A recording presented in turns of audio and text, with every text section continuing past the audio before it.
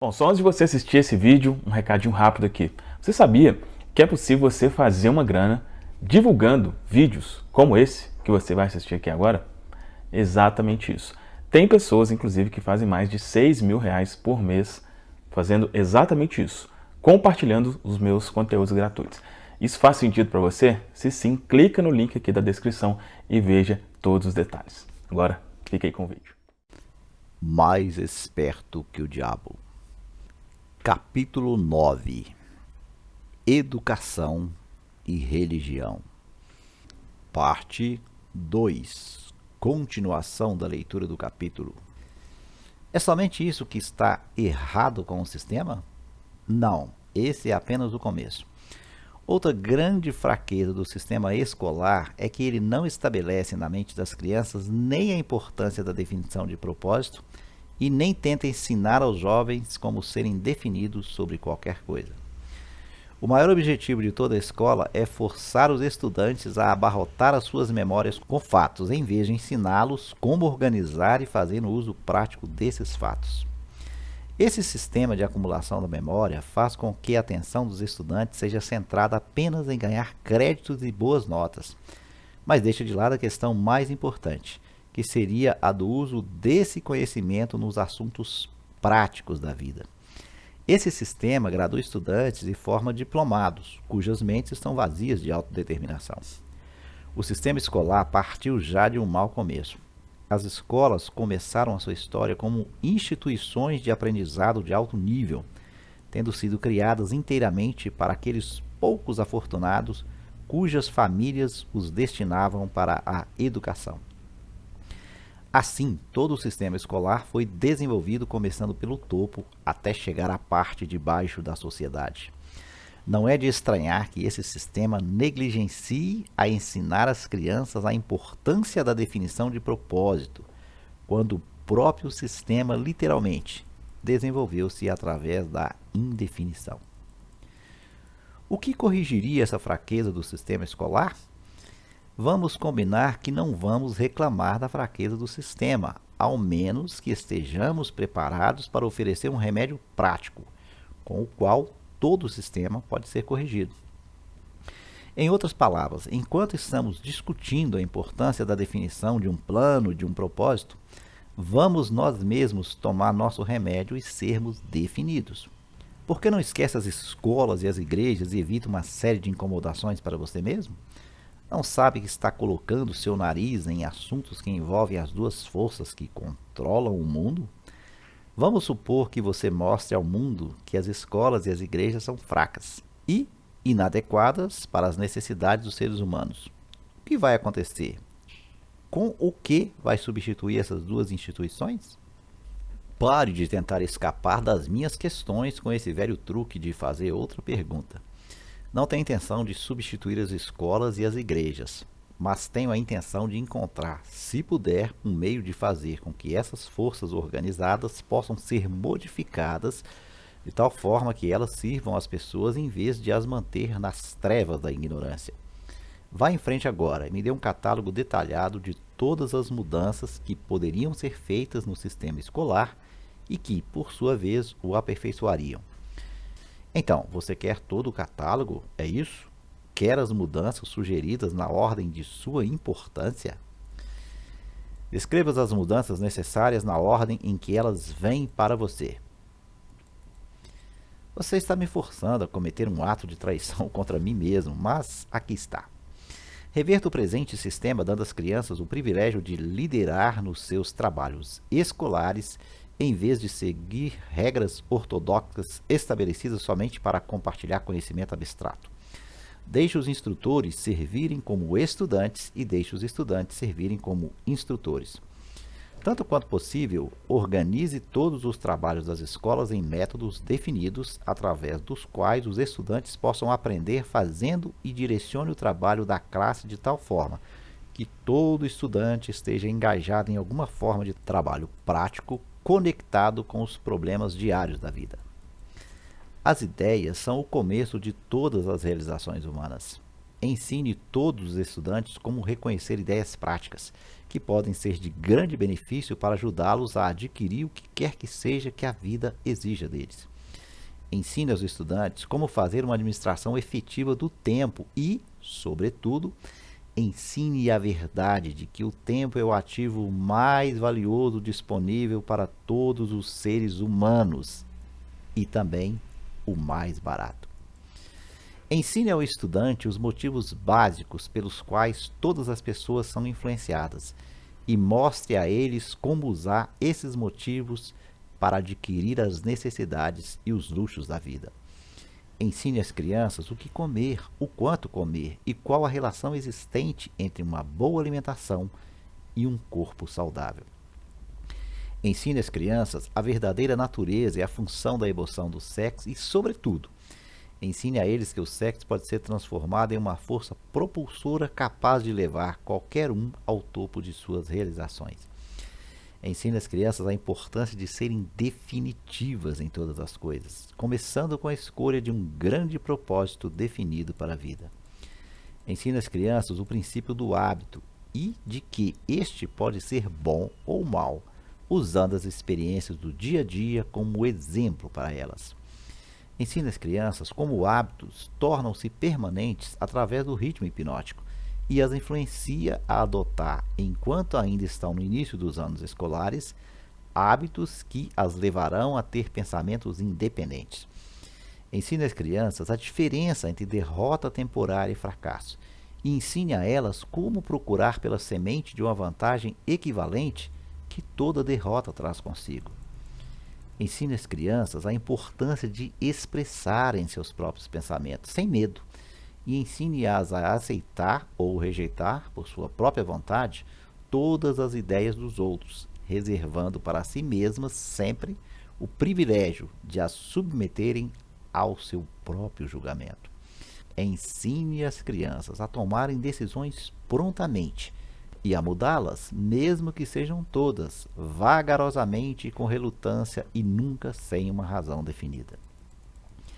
Ensine às crianças que o cérebro humano é um instrumento com o qual se recebe da grande fonte central da natureza a energia, que é especializada em pensamentos definidos, de que o cérebro não pensa, mas serve como um instrumento para a interpretação dos estímulos que causam o pensamento. Ensine às crianças o valor da harmonia em suas próprias mentes e que isso é possível somente através do autocontrole. Ensine às crianças a natureza e o valor de ter autocontrole. Ensine às crianças que existe uma lei de retornos crescentes que pode e deve ser colocada em operação como um hábito, mostrando que se deve sempre prestar mais e melhores serviços do que é esperado delas. Ensine às crianças a verdadeira natureza da regra de ouro e, sobretudo, mostre a elas que, através da operação desse princípio, tudo o que elas fazem para e por outros, elas acabam fazendo para si mesmas.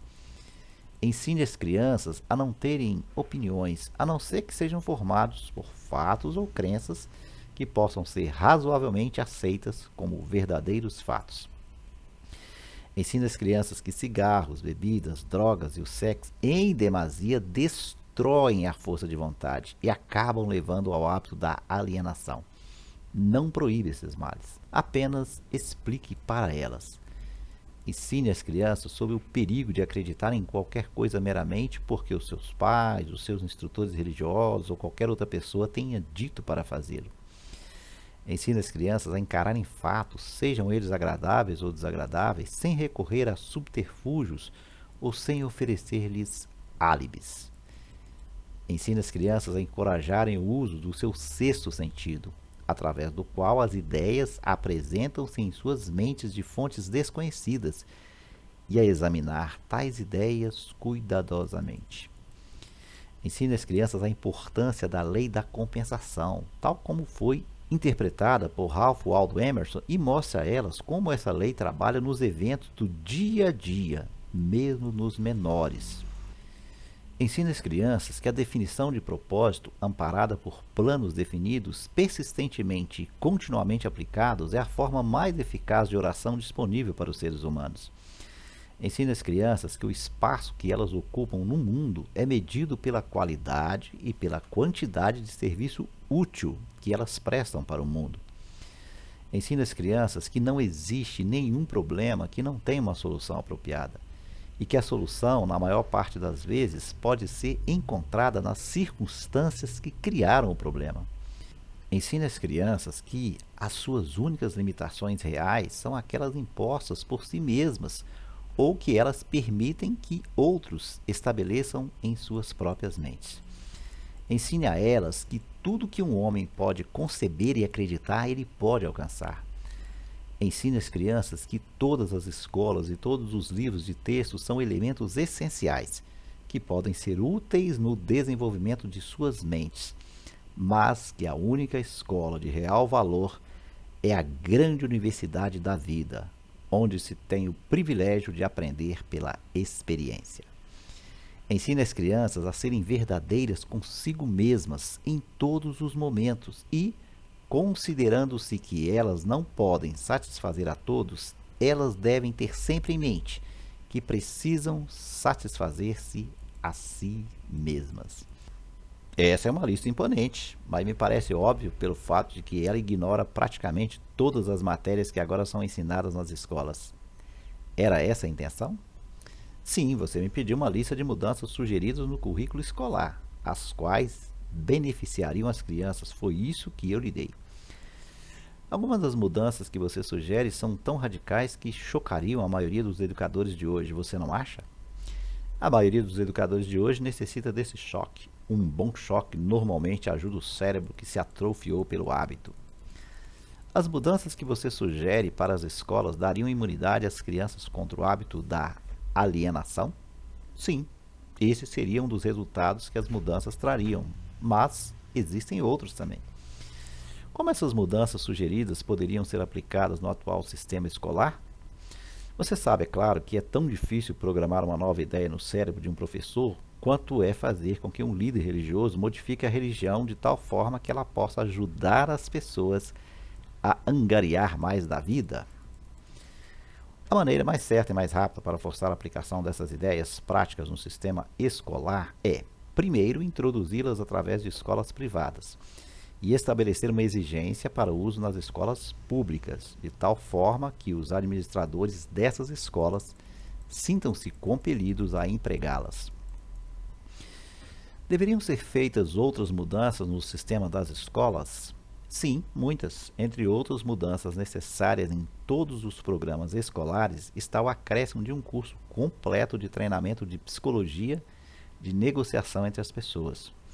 Todas as crianças deveriam ser ensinadas na arte da venda e da persuasão, aprendendo meios de diminuir o atrito nas relações humanas através da vida.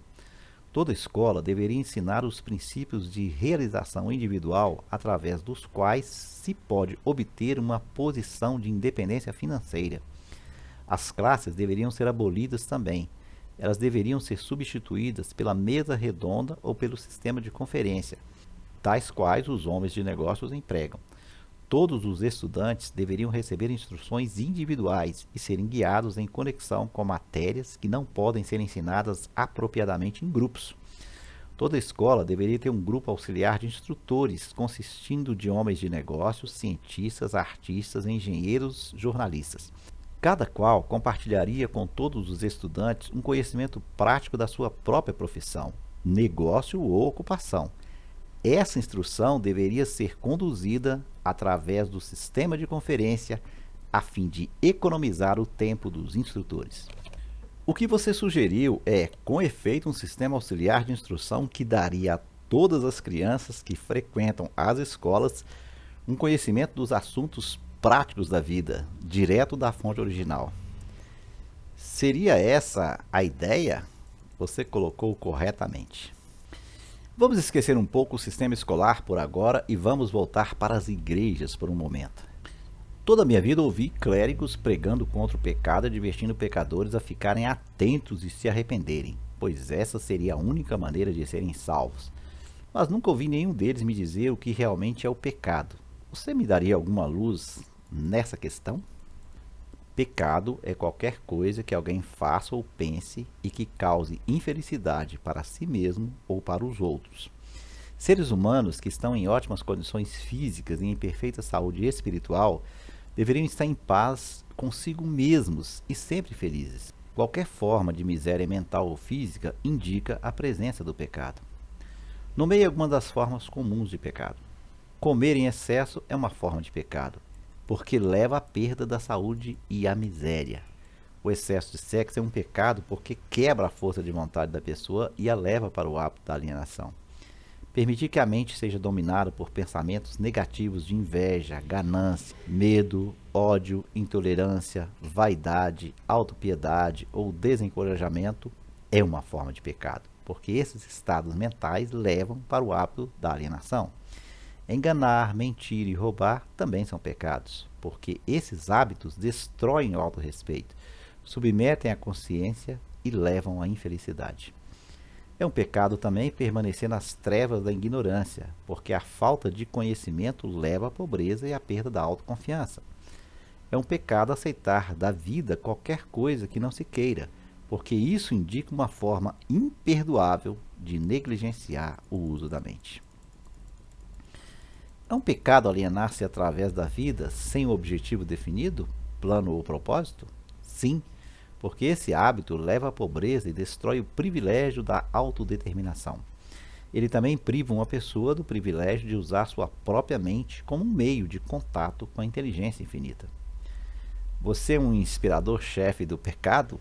Sim, o meu negócio, como eu já disse, é ganhar o controle das mentes das pessoas de todos os meios possíveis.